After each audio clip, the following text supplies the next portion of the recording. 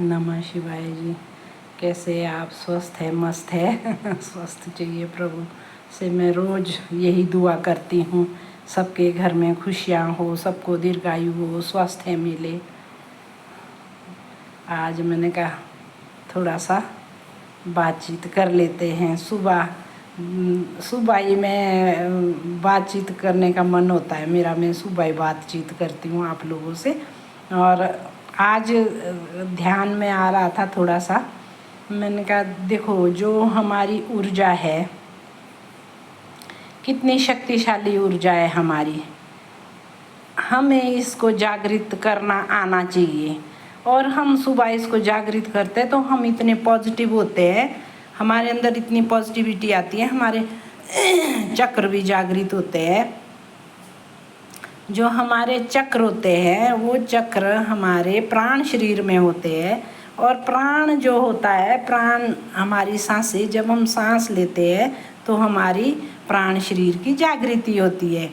और प्राण शरीर की जागृति होने का मतलब है कि हम स्वस्थ रहते हैं, मस्त रहते हैं, पॉजिटिव रहते हैं, हम किसी से कोई मतलब नहीं रखते हैं और रखना भी नहीं चाहिए।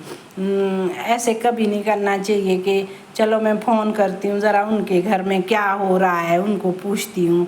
ये हम अपना कर्म बनाते हैं, फिर हम उनको पूछते हैं, फिर उनके घर का जो दिक्कत है वो हम अपने लिए लेके आते हैं, खुद ही बुलाते हैं। नहीं करना चाहिए ऐसा। अगर कोई सुनाता भी है अपनी कोई आप बीती या अपना कोई दुख सुनाता है तो उसको हमेशा पॉजिटिव थॉट देने चाहिए और पॉजिटिव ही बात उसके साथ करनी चाहिए। कोई बात नहीं, सब ठीक हो जाएगा, ईश्वर पे विश्वास रखो, है ना। और कभी इस तरह का परिवार में कोई झगड़ा होता है, आपको कोई बताता है, तो आपने कभी ऐसे नहीं बोलना कि आप सही है वो गलत है। इससे जो बोलने वाला होता है उस टाइम वो तो गुस्से में होता है, वो फिर उसको आप उकसा रहे हैं, ये कभी नहीं बोलना। आपने यही बोलना है कि आप बहुत महान हैं, आप माफ़ कर दो, माफ़ करो, आप माफ़ करो। माफ़ करना सबसे बड़ी बात होती है। अब जो गलत है जो सही है इस चीज़ का हमारे को कोई पता नहीं होता।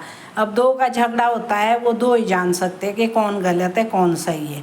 हम कैसे अनुमान लगा दे वो चाहे मेरा बच्चा ही है, मैं कैसे अनुमान लगाऊं कि मेरा बच्चा सही है? नहीं, इस बात को हम नहीं कर सकते। ये भी एक दोष का कारण बनता है हमारे को, हमारा कर्मा बनाता है ये चीज़ भी।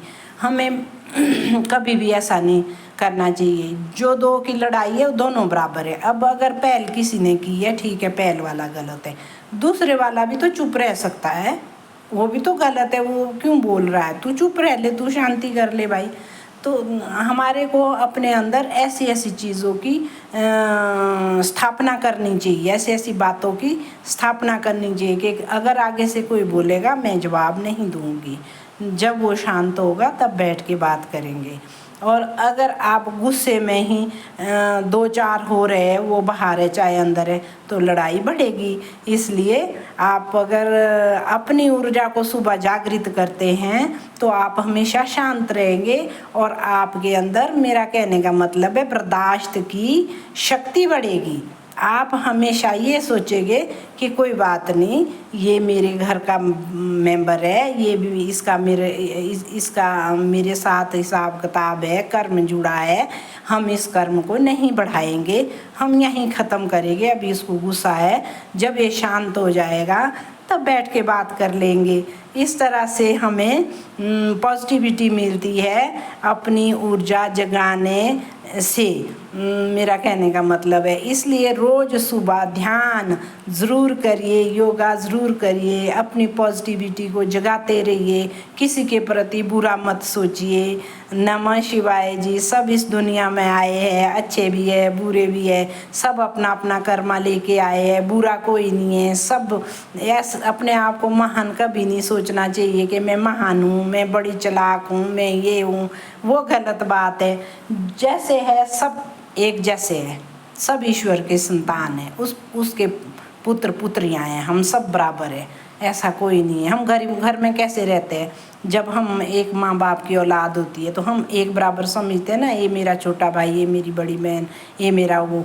ऐसे ही दुनिया में भी समझना बाहर, अगर आप ऐसा समझना शुरू कर दोगे तो आपके अंदर इतनी पॉजिटिविटी आएगी, इतनी पॉजिटिविटी आएगी, और आप माफ़ करने की शक्ति अपने अंदर प्राप्त करोगे और माफ़ करोगे, सबको माफ़ करोगे। माफ़ करने वाला सबसे महान होता है।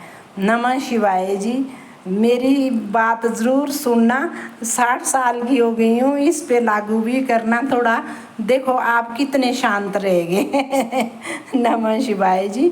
स्वस्थ रहिए, मस्त रहिए, खुश रहिए, अपने प्यार को, अपने परिवार को खूब प्यार दीजिए। नमः शिवाय जी।